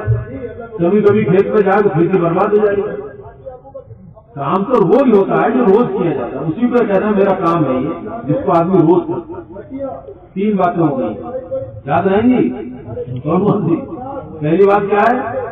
جس کام کو کام بناتا ہے اس کو نمبر 1 پر ٹاپ پرائرٹی دیتا ہے, سب سے اوپر رکھے گا. دوسری بات جس کام کو آدمی اپنا کام بناتا ہے اس کے لیے قربانی دیتا ہے. اور تیسری بات کیا ہے؟ جس کام کو آدمی اپنا کام بناتا ہے اس کو روز کرتا ہے. اور چوتھی بات جس کام کو آدمی اپنا کام بناتا ہے وہ اس کے آساب کے اوپر سوار ہوتا ہے. آساب کے اوپر سوار ہونے کا مطلب یہ کہ ہر وقت اس کو اپنا کام یاد رہتا ہے, کبھی بھولتا نہیں ہے, اپنے کام میں ڈوبا ہوا ہوتا ہے. بڑوں سے سنا حضرت مولانا یوسف صاحب رحمۃ اللہ علیہ کے بارے میں کہ بٹن کے تاجر کی مثال دیا کرتے ہیں. بٹن کا تاجر, اب یہ تاجر ہے جس کا بٹن بنانے کی فیکٹری ہے, تو بٹن بنانا اور بٹن بیچنا یہ اس کا کام ہے, اصلی کام ہے. اصل کام ہے بٹن بنانا, بٹن کا بیچنا. چنانچہ بٹن اس کے آساب کے اوپر سوار ہوتے ہیں. اب ایسا آدمی جس کے یہاں بٹن بنتے ہیں یہ اگر کسی کے ولیمے میں جائے گا نا تو لوگوں کے بٹنوں کو دیکھتا ہے. ولیمے میں گیا ہے لیکن بٹن کا نظر ہے کہ کون سا ماڈل کا بٹن ہے جو میری فیکٹری میں نہیں بنتا. کسی کے جنازے میں جائے گا تو بٹنوں کو دیکھے گا. سفر کرے گا تو مسافروں کو بٹنوں کو دیکھے گا. ہر وقت بٹن ذہن میں رہتے ہیں. اس کا کام ہے, اپنا کام بنایا ہے تو بٹن اس کے آساب کے اوپر سوار ہوتے ہیں. ایسی دائی جو ہوتا ہے وہ صرف 40 دن کے لیے نہیں ہوتا کہ چلہ لگا رہے تو دائی بن گئے اور چلے کے بعد پھر کچھ نہیں. ایسا تھوڑی ہوگا. دائی تو ہر جگہ دائی ہے. جیسے ڈاکٹر تھا, کسی نے MBBS کر لیا, MD کر لیا, DM کر لیا, FRCS کر لیا, وہ ڈاکٹر بن گئے. تو یہ ڈاکٹر 40 دن 4 مہینے کے لیے نہیں ہے بلکہ 24 گھنٹے کا ڈاکٹر ہوتا نہیں ہوتا بھائی. وہ ڈگری حاصل کر کے ڈاکٹر بن گئے. اب ڈاکٹر 24 گھنٹے ہیں. اب یہ سو رہے ہیں اگر تو کیا کہیں گے ہم؟ اگر سو رہے ہیں تو کیا کہیں گے؟ ڈاکٹر صاحب سو رہے ہیں. اور اگر یہ واش روم میں ہے, یہ واش روم میں ہے, ٹوائلٹ کے اندر ہے, بیت الخلا کے اندر, تو کیا کہتے ہیں کہ ڈاکٹر صاحب واش روم میں ہے. کھانا کھا رہے ہیں تو ڈاکٹر صاحب کھانا کھا رہے ہیں. سفر کر رہے ہیں کہ ڈاکٹر صاحب سفر کر رہے ہیں. اب 24 گھنٹے کے ڈاکٹر ہیں. ایسی دائی جو ہوتا ہے نا وہ 24 گھنٹے کا ہوتا ہے اور پورے سال کے لیے ہوتا ہے, پوری زندگی کے لیے ہوتا ہے. دائی 4 مہینے 40 دن کے لیے نہیں ہوتا. ہمارے بڑے تو یہاں تک کہتے تھے, میاں جی بہرا صاحب وغیرہ کہتے تھے کہ جس سواری میں بیٹھ کے جاؤ اس سواری والے سے بھی تعارف کر لو, اور اگر وہ مسلمان ہے تو اسے دعوت دے دو. جماعت میں جاتے ہیں جو خدمت والے سبزی خریدنے جاتے ہیں ان کے لیے بھی یہ ہدایت دی جاتی ہے کہ جب سبزی خریدنے جائیں خدمت والے تو سبزی خریدی اور کیسے دے دی, اس کے بعد اس کو دعوت دیں اگر وہ مسلمان ہے. دکان سے سامان خریدا, دال چاول خریدے, پیسے ادا کیے, اب دعوت دیں کہ بھائی ہماری جماعت آئی ہوئی ہے تم آ جانا. 24 گھنٹے کے دائی ہیں, یہ نہیں 40 دن کے دائی, یہ 4 مہینے کے لیے. حضرت مولانا سید احمد صاحب فرماتے تھے کہ دائی جو ہے وہ ہر وقت ہوتا ہے, ہر وقت دائی ہے, وہ اس کا کام ہی دعوت ہے. پہلی بات کہتے تھے ہر وقت, دوسرے کہتے تھے کہ ہر جگہ, اور تیسرے کہتے تھے ہر حال میں. ہر جگہ ہر حال میں ہر وقت ایمان والا دائی ہے, ایمان کا دائی ہے, دین کا دائی ہے. اور جو دائی ہوتا ہے وہ مدعو نہیں ہوتا. جو دائی ہوتا ہے نا وہ مدعو نہیں ہوتا ہے. جو دعوت دیتا رہے گا تو باطل دعوتیں اس کے اوپر اثر نہیں کریں گے. اس لیے روز کی دعوتیں 2.5 گھنٹے کریں گی, کم سے کم 2.5 گھنٹے ہیں روز کے, 8 گھنٹے بھی کہے جا رہے ہیں. تو یہ کہتے تھے مولانا سید احمد صاحب فرماتے تھے. تو یہاں تک کہا جاتا ہے کہ بھائی اگر تانگے میں بیٹھے, رکشے میں بیٹھے تو ہم اس سے بھی وہ کریں, تعارف کریں, اور ہو سکے تو اس کو دعوت دے, موقع محل کے اعتبار سے 24 گھنٹے لگائی ہے. تو اب چوتھی بات کیا تھی اس میں کام کو کام بنانے میں, کہ جس کام کو آدمی اپنا کام بناتا ہے اس کے آساب کے اوپر سوار ہوتا ہے. اور یہ یاد چلی بات. اور آخری بات کیا, آخری بات یہ کہ جس کام کو آدمی اپنا کام بناتا ہے اس میں بڑے مسائل کا حل سمجھتا ہے. کیوں بھائی اپنے مسائل کا حل سمجھتا نہیں سمجھتا. دکاندار دکان پہ اس یقین کے ساتھ بیٹھتا ہے کہ میرے سارے مسائل کا حل یہ دکان ہے. اگر اس سے سوال کریں کہ بھائی آپ کے بچے ہیں ان کی فیس کہاں سے جاتی ہے, بچے اسکول میں پڑھ رہے ہیں تو آپ کے بچوں کی فیس کہاں سے جاتی ہے, کیا جواب دے گا وہ؟ کہ میری دکان ہے. اب دوسرا سوال کریے کہ بھائی آپ کے بچوں کی شادی کیسے ہوگی؟ تو کیا جواب ہوگا کہ میری دکان ہے. بھائی آپ کا مکان کیسے بنے گا؟ کہ میری دکان ہے. اب کوئی بھی سوال کرے ہر مسئلے کا حل وہ دکان ہے. بلکہ مولانا یعقوب صاحب رحمۃ اللہ علیہ نے ایک مرتبہ جوڑ میں فرمایا کہ ایک موچی ہوتا ہے نا، موچی جوتے گاٹھنے والا موچی اس کو کہتے ہیں، جوتے گاٹتا ہے، کہ وہ موچی بھی سڑک کے کنارے اس یقین کے ساتھ بیٹھتا ہے کہ میرے سارے مسائل کا حل جوتے گاٹنے میں. لیکن یہ فرمایا کہ افسوس کی بات یہ ہے کہ ایک دائی کا یقین یہ نہیں ہوتا کہ میرے سارے مسائل کا ہی دعوت کرتا ہوں. اتنا بڑا کام دیا اللہ نے، جس میں ہمارے بڑے بار بار کہہ رہے ہیں کہ امت کے سارے اجتماعی اور انفرادی مسائل کا حل یہ دعوت کی محنت، یہ دعوت کا کام. اگر اس کام کو اپنا کام بنا کے کریں تو اللہ تعالیٰ دنیا کے بھی ہمارے مسئلے حل کر دیں. اس کی وجہ سے اللہ کی مدد آئے گی. اللہ کی مدد یقینی ہے، اور اللہ کی مدد جو ہے نا وہ ذمہ داری اٹھانے کے بقدر آتی ہے. جو دین کے اعتبار سے جتنی ذمہ داریاں اٹھائے گا اسی کے بقدر اللہ اس کی مدد کرے گا. اور ذمہ داری اٹھانے کا مطلب کیا ہوا؟ ذمہ داری اٹھانے کا مطلب یہ ہوتا ہے کہ جب دعوت کا کام آدمی کرتا ہے نا تو دعوت کے کام کے تقاضے ہوتے ہیں. کیونکہ یہ دین اور یہ دعوت یہ حق ہے اور حقیقت ہے. یہ دین حق ہے، یہ کوئی بناوٹی چیز نہیں ہے خدا نہ، بلکہ یہ حق ہے اور حقیقت ہے. یہ اللہ کی طرف سے نازل ہوا ہے. قرآن حق ہے اور حقیقت ہے. جس کی جو دین کی جڑ اور بنیاد ہے قرآن کا، یہ حق ہے اور حقیقت ہے. اور یہ فرماتے ہیں جو حقیقت ہوتی ہے نا اس کے تقاضے ہوتے ہیں، اور جو حقیقت نہیں ہوتی اس کا کوئی تقاضا نہیں ہوتا. جو بناوٹی چیز ہوتی ہے نا اس کا کوئی تقاضا نہیں ہوتا جو بناوٹی چیز ہوتی ہے، لیکن جو حقیقت ہوتی ہے اس کے تقاضے ہوتے ہیں. جیسے مثال دی مولانا نے، مثال دی، اور مثال یہ اس طرح سے کہ جیسے پلاسٹک کا جہاز، پلاسٹک کا جہاز ہوتا ہے. آج کل بڑے بڑے جہاز آ رہے ہیں بچوں کو کھیلنے کے لیے. تو ایک آدمی گیا مارکیٹ سے پلاسٹک کا جہاز خرید لایا، ہیلی کاپٹر خرید لایا یا جہاز خرید لایا بچے کے کھیلنے کے لیے.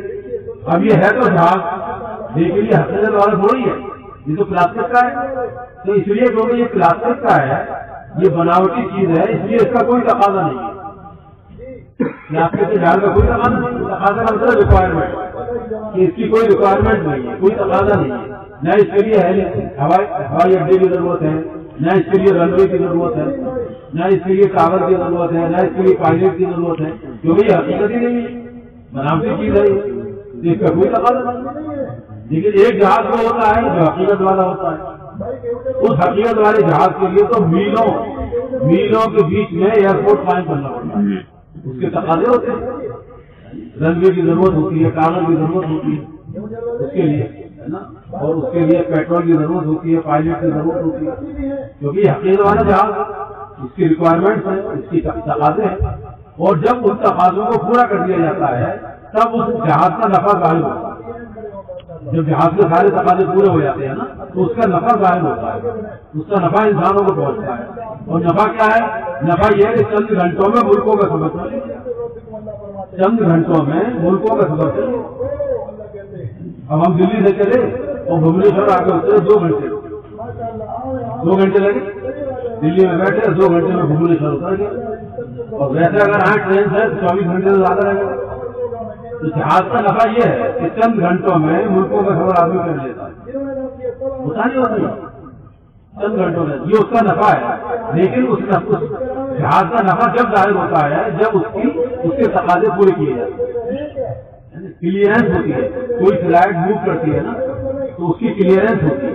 ایک مینیجر ہوتا ہے، وہ مینیجر اس کی کلیئرنس دیتا ہے، تب جہاز آگے بڑھتا ہے. سارے تقاضے ہر چیز چیک کی جاتی ہے. اس کے ٹائروں کو چیک کیا جاتا ہے، پیٹرول کو چیک کیا جاتا ہے. پیٹرول نہیں ہے تو پیٹرول بھرا جائے گا.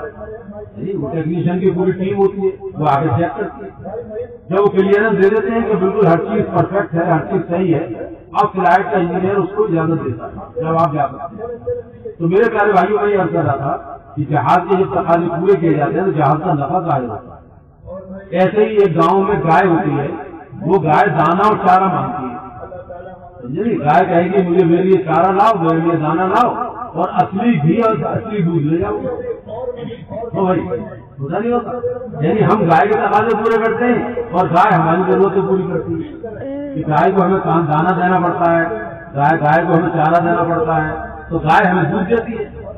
اور اس دودھ سے پھر اصلی گھی اور اصلی دہی اور کھویا اور پنیر اور کتنی چیزیں کھوئی کی مٹھائیاں سب بند تھی. تو ہم نے گائے کے تقاضے پورے کیے اور گائے نے ہماری ضرورت پوری. بالکل یہی مثال دین کی ہے. اللہ تعالیٰ نے دین کے اور دعوت کے تقاضے رکھتے ہیں. جب ہم تقاضوں کو پورا کریں گے تو اس دین کا نفع پھر ہمیں پہنچے. اس دین کا نفع پہنچے گا. اور نفع کیا ہے بھائی دین کا؟ دین کا نفع یہ ہے کہ آخرت کی اصلی کامیابی ملے گی اور دنیا کی ٹیمپریری کامیابی ملے گی. آخرت کی اصلی اور ہمیشہ کی کامیابی کا نام ہے جنت اور دنیا کی کامیابی کا نام ہے پاکیزہ زندگی. اللہ دنیا میں پاکیزہ زندگی دے گا جس میں دلوں میں سکون ہوگا, چیزوں میں برکت ہوگی, لوگوں کے دلوں میں محبت ہوگی اور سوسائٹی میں عزت ہوگی اور دعاؤں کے اندر قبولیت ہوگی. اس کو کہتے ہیں پاکیزہ زندگی, حیات طیبہ. اللہ نے وعدہ کیا ہے من عمل صالحا من ذکر او انثى وهو مؤمن فلنحيينه حیات طیبہ. اللہ کہہ رہا ہے قرآن پاک کے اندر اس کا مفہوم ہے کہ جو اپنے عمل کو اچھا بنائے, مرد ہو یا عورت ہو, بشرطے وہ مومن ہو, تو اللہ وعدہ کر رہا ہے فلنحيينه حیات طیبہ, تو دنیا میں اس کو پاکیزہ زندگی دی جائے گی. اور علماء کرام یہ کہتے ہیں پاکیزہ زندگی وہ ہوتی ہے جس میں دلوں میں سکون ہوتا ہے, چیزوں میں برکتیں ہوتی ہیں, لوگوں کے دلوں میں محبتیں ہوتی ہیں, سوسائٹی کے اندر عزت ہوتی ہے اور دعاؤں کے اندر قبولیت ہوتی ہے. اس کو کہتے ہیں حیات طیبہ. دنیا میں ملے گی دین پر چلنے میں, اور آخرت میں پھر ہمیشہ ہمیشہ کی کامیابی ہے. جب دیندار آدمی کا انتقال ہوتا ہے نا تو موت کے وقت فرشتے آتے ہیں. تتنزل علیہم الملائکۃ الا تخافوا ولا تحزنوا وابشروا بالجنۃ التي کنتم توعدون. یہ ہے قرآن پاک کی آیت. اس کا مفہوم ہے کہ جس وقت میں ایسے بندوں کا انتقال ہوگا تو فرشتے نازل ہوں گے اور فرشتے کیا کہیں گے, خوف مت کرو اور غم مت کرو بلکہ بشارت کرو اس جنت کی جس کا تم سے وعدہ کیا گیا. تمہارے لیے کوئی خوف نہیں ہے اور تمہارے لیے کوئی غم نہیں ہے. علماء یہ کہتے ہیں کہ خوف آگے آنے والی منزلوں کا ہوتا ہے اور غم چھوٹنے والی چیزوں کا ہوتا ہے. چیزیں چھوٹ رہی ہیں, مکان چھوٹ رہا ہے, دکان چھوٹ رہی ہے, بیوی بچے چھوٹ رہے ہیں, اس کا غم ہوتا ہے. یہ موت کے وقت دو چیزیں ہوتی ہیں, خوف اور غم. غم ہوتا ہے چھوٹنے والی چیزوں کا اور خوف ہوتا ہے آگے آنے والی گھاٹیوں کا کہ پتہ نہیں قبر میں کیا ہوگا, حشر میں کیا ہوگا, پوری رات میں کیا ہوگا, پتہ نہیں جنت اور جہنم کا کیا فیصلہ ہوگا, میرے ہاتھ میں کون سے ہاتھوں میرے میں آمد نامہ آئے گا. یہ خوف کاری ہوتا ہے کہ میں جا رہا ہوں دنیا. موت کا وقت ایسا ہوتا ہے جا کر نکالنا, عالم سکرات کہتے ہیں اس کو, جس میں خوف بھی ہے اور غم بھی ہے. غم چھوٹنے والی چیزوں کا ہے اور خوف آنے والی منزلوں کا, آنے والی گھاٹیوں کا ہے. لیکن جو اللہ کے نیک بندے ہوتے ہیں ان کی موت ایسی شان کے ساتھ آتی ہے کہ فرشتے ان سے کہتے ہیں کہ آپ کے لیے کوئی خوف نہیں اور آپ کے لیے کوئی غم نہیں, بلکہ آپ کے لیے تو بشارت ہے, خوشخبری اور جنت کی جس کا آپ سے وعدہ کیا گیا. اور اس کی روح ایسا نکالی جاتی ہے جیسے آٹے میں سے بال, اور جس وقت روح نکلتی ہے تو فرشتے اس کو سلام کرتے ہیں اور جنت میں داخل ہونے کی بشارت دیتے ہیں. اور فرشتے اس روح سے کہتے ہیں کہ اے روح چل ایسی بیریوں کی طرف دن میں کاٹا نہیں, اور ایسے کیلوں کی طرف جو توبتوں لگے ہوئے ہیں, اور ایسے سائے کی طرف جو نہایت گہرا ہے, بھرتی ہے اور پانی بہ رہا ہے. یہ جنت کے مناظر کی طرف اشارہ کیا جائے. جس وقت وہ فرشتہ روح نکالتا ہے تو روح چمکدار, خوشبودار, نورانی اور پاکیزہ ہوتی ہے. اور یہ روح لے کے جب آسمان میں فرشتہ جاتا ہے تو جبرائیل علیہ السلام 70,000 فرشتوں کے ساتھ اس روح کا استقبال کرتا ہے اور اللہ کے عرش کے سامنے جا کر یہ روح سجدے میں گر جاتی ہے اور اللہ کا ارشاد ہوتا ہے کہ میرے بندے کی روح کو علیین میں پہنچا. نیک بندوں کی روحیں علیین میں جاتی ہیں اور جو بگڑے ہوئے لوگ ہوتے ہیں ان کی روحیں سجین میں جاتی ہیں. اور دنیا میں جب اس کا جنازہ تیار ہوتا ہے تو جنت کا لائے ہوا کفن پہنایا جاتا ہے, جنت کی خوشبو بنتی جاتی ہے, اور فرشتے اس کا جب جنازہ اٹھاتے ہیں تو فرشتے یعنی اس کے دروازے سے لے کے اور اس کی قبر تک 2 لائن لگا کے کھڑے ہو جاتے ہیں اور اس کے جنازے کا استقبال ہوتا ہے. زمین پر جنازے کا استقبال ہوتا ہے اور آسمان پر روح کا استقبال ہوتا ہے. اور جب قبر میں اس کی ناچ رکھ دی جاتی ہے تو قبر مبارکباد دیتی ہے. جو نیک اعمال کیے گا اچھی شکل میں اس کو گھیر لیتے ہیں, نماز بائیں طرف, روزہ بائیں طرف, قرآن کی تلاوت اور اللہ کے ذکر سر کی طرف, جو قدم چلے تھے نماز کے لیے وہ پاؤں کی طرف, اور جو صبر کیا وہ ایک کونے میں کھڑا ہوتا ہے اور اس کی قبر جنت کا باغ بن جاتی ہے. قبر اعمال کا صندوق ہے اور اس کو سلا دیا جاتا ہے, جہاں تک نظر جائے وہاں تک قبر کھل جاتی ہے. اب جب قیامت آئے گی تو قیامت کا ہولناک دن ہوگا اور اس دن ایسے نیک بندے ان کے لیے اچھا سایہ ہوگا, نور کے ممبر ہوں گے, مشکل چیزیں ہوں گی, انہیں کوئی گھبراہٹ نہیں ہوگی اور اللہ کے دسترخوان پر کو کھانا کھلایا جائے گا. وہ کھانا ایسا ہوگا کہ ہر نعمت کا مزہ ہوگا اس کھانے کے اندر. اور پانی کون پلائیں گے بھائی؟ پانی پلائیں گے آقا نامدار جناب رسول اللہ صلی اللہ علیہ وسلم. آپ حوض کوثر کو کھڑے ہوں گے اور اپنے مبارک ہاتھوں سے اپنے امتیوں کو پانی پلا رہے ہوں گے.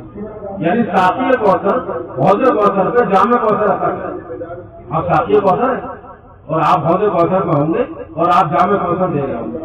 اللہ کہہ رہا ہے کہ ہم سب کو جام کوثر آپ کے ہاتھ سے ملے اللہ تعالیٰ قیامت کی دن.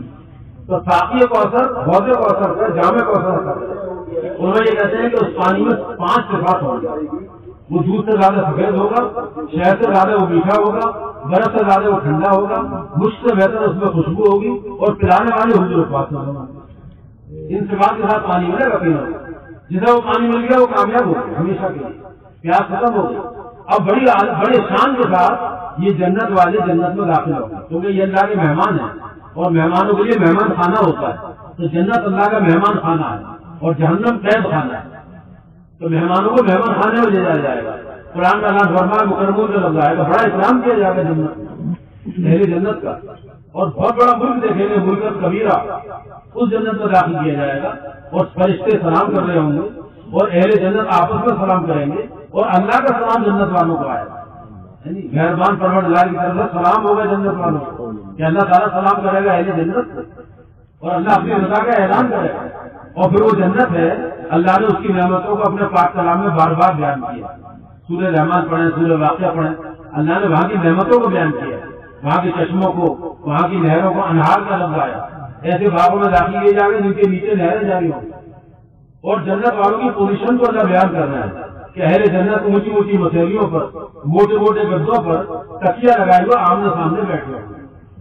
میلے ان کے اوپر جھکے ہوئے ہوں گے اور درخت ان کے اوپر سایہ کیے ہوئے ہوں گے اور جام بھرے ہوئے ہوں گے اور خدام ادب سے کھڑے ہوں گے اور اہل جنت تر و تازہ چہروں کے ساتھ آمنے سامنے بیٹھے. اللہ تعالیٰ کہہ رہا ہے کہ اے مخاطب تو ان کے چہروں پر تازگی دیکھ رہا ہے.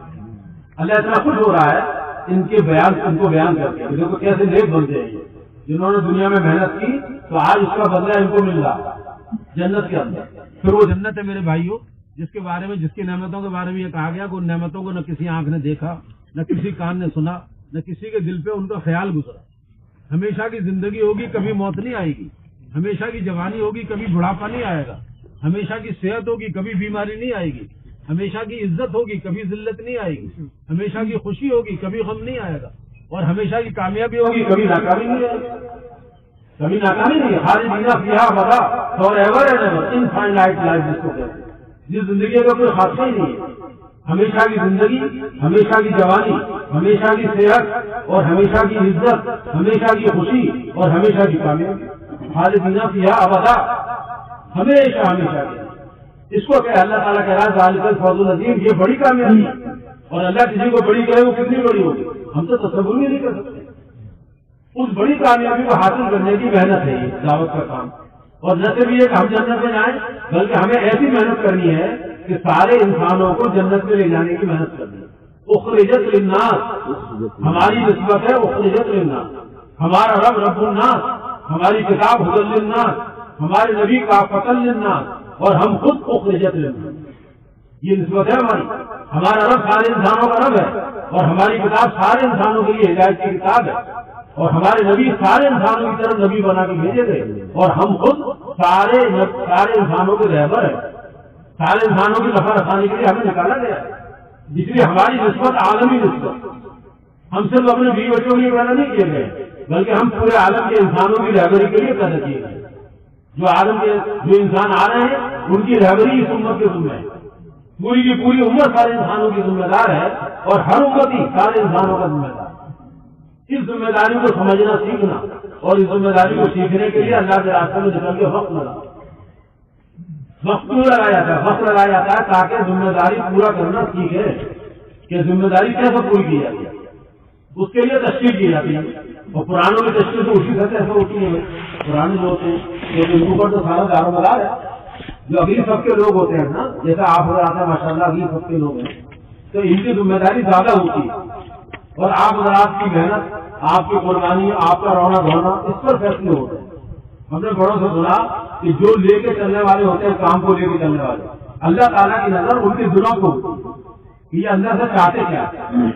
اور ایک بزرگ نے فرمایا کہ جب اللہ کے خوش قسمت بندے، اللہ کے نیک بندے، اللہ کے مخلص بندے اس زمین پر بیٹھ کر کچھ چاہ لیتے ہیں تو اللہ تعالیٰ بھی چاہتا. اتنی بڑی چیز ہے، سمجھے نہیں؟ مشورہ کرنا، بیٹھنا، سوچنا، اس کے لیے فکر کرنا، محنت کرنا، دعا مانگنا، یہ اتنی بڑی چیز ہے کہ اللہ کے چند مخلص بندے جو قربانی دینے والے بندے ہیں، جب وہ بیٹھ کے زمین کے اوپر کچھ چاہ لیتے ہیں تو اللہ تعالیٰ بھی چاہ دیتا ہے. اللہ تعالیٰ کی نظر اپنے بندوں کے دلوں پہ ہوتی ہے کہ یہ چاہتے کیا ہیں. تو پرانے لوگ جو ہوتے ہیں ان کے دل اللہ کی نظر میں ہوتے ہیں، یہ دل سے کیا چاہتے ہیں.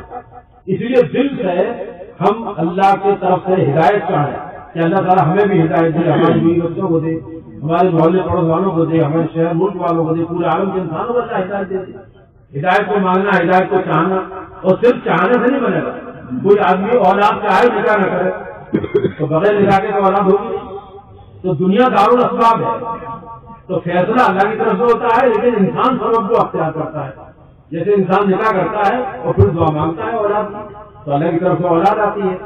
تو نکاح کرنا اور بیوی سے تعلقات قائم کرنا یہ انسان کے بس میں ہے، اور اولاد دینا یہ اللہ کے بس میں ہے. ایسی ہدایت والی محنت ہمارے بس میں ہے، اور ہدایت دینا یہ اللہ کی ذمہ داری ہے. محنت کرنا ہماری ذمہ داری، ہدایت کرنا اللہ کی ذمہ داری، کیونکہ ہدایت کا جانے نبی کے ہاتھ میں بھی نہیں رکھتی. تو ہدایت والی محنت ہماری ذمہ داری ہے، اس محنت کو ہمیں بڑھانا ہے. خروج کے اعتبار سے بھی، مقامی کام کے اعتبار سے بھی، کہ خروج بھی بڑھے. 4 مہینے 40 دن کی جماعتیں، بیرون کی جماعتیں، مستورات کی جماعتیں ہمارے علاقے سے نکلیں خوب، اور اس کے ساتھ مقامی کام ہر جگہ جمے. اس لیے یہ حضور نے مولانا احمد اللہ صاحب نے مثال دی. یہ مولانا احمد اللہ صاحب کی کوئی بات ہے، پوری کی بات میں کہہ رہا ہوں آپ کو. ایک جگہ مثال دی کہ پوری محنت کی مثال جو ہے وہ چکی کی طرح. ہماری جو محنت ہے نا دعوت کا کام، اس کی مثال چکی کی طرح. اور جو چکی ہوتی تھی نا گھروں میں پرانے لوگ جانتے ہیں، وہ اس میں وہ پتھر کے 2 پارٹ ہوتے تھے. اس کے اندر چکی میں 2 پارٹ ہوتے تھے پتھر کے. ایک پارٹ اوپر گھومتا تھا اور دوسرا پارٹ نیچے جمع ہوا ہوتا تھا، وہ نہیں گھومتا. یاد آ رہا نہیں؟ پرانے حضرات جانتے ہیں اوپر کا پارٹ تو گھومنے والا جس میں ہتھا لگا رہتا تھا لکڑی کا، اور نیچے کا پارٹ کیا ہوتا تھا؟ وہ جمع ہوا ہوتا تھا، اور بیچ میں لوہے کی کیلی ہوتی تھی.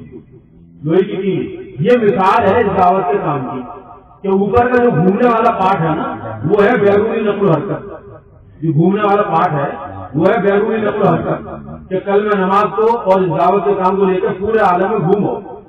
ایک شہر سے دوسرے شہر، ایک ملک سے دوسرے ملک، ایک گاؤں سے دوسرے گاؤں. یہ گھومنے والا پارٹ ہے بیرونی نقل و حرکت. اوپر کا جو پارٹ گھومنے والا ہے، اور نیچے کا جمع جمایا پارٹ ہے وہ ہے جمع جمایا مقامی کام، کہ ہر جگہ مقامی کام جمع 5 اعمال کے اعتبار سے. ٹھیک ہے نہیں؟ اور بیچ میں جو لوہے کی کیلی ہے وہ مشورہ ہے، کہ دونوں محنتیں مشورے سے کریں گے. جب باہر نکلیں گے وہاں بھی مشورہ کریں گے 24 گھنٹے کا. جب واپس آئیں گے تو مسجد جماعت کا مشورہ ہوگا روزانہ کا. تو دونوں محنتیں مشورے سے کریں گے. تو لوہے کی کیلی جو ہوتی ہے نا دونوں پارٹ کے بیچ میں ہوتی ہے، دونوں پارٹ کے بیچ میں. تو ایسی دونوں محنتیں مشورے سے بندی ہوئی ہیں، مشورے سے دونوں محنت، بیرونی نقل و حرکت بھی اور مقامی محنت بھی. اچھا اب گیہوں جو ہے وہ ہم اور آپ ہے. ہمارا گیہوں کی طرح جیسے گیہوں ڈالے جاتے ہیں چکی میں، اور جب چکی چلتی ہے تو گیہوں پستا ہے، اور پسنے کے بعد وہ آٹا بن جاتا ہے. پسنے کے بعد وہ آٹا بن جاتا ہے، اور گیہوں آٹا بننے کے بعد ہی کارآمد ہوتا ہے. کیوں بھائی؟ گیہوں جب پس جائے گا تبھی تو کام کا بنے گا. یعنی گیہوں سے کوئی تقاضا پورا نہیں ہوتا ہے، آٹے سے سارے تقاضے پورے ہوتے ہیں. آٹے سے ساری ضرورتیں پوری ہوتی ہیں. آٹے سے پوری، پکوڑی، کچوری، روٹی سب آٹے سے تو بنتی ہے نا. تو جب گیہوں پس جائے گا اب یہ کام کا بنے گا. اب اس سے تقاضے پورے ہوں گے سارے. جبھی روٹیاں بنیں گی، پوریاں بنیں گی، پکوڑیاں سارے آٹے سے بنتی ہیں. اور گیہوں نہ پسا، اگر گیہوں نہ پسا تو کیا بنے گا پھر اس کا؟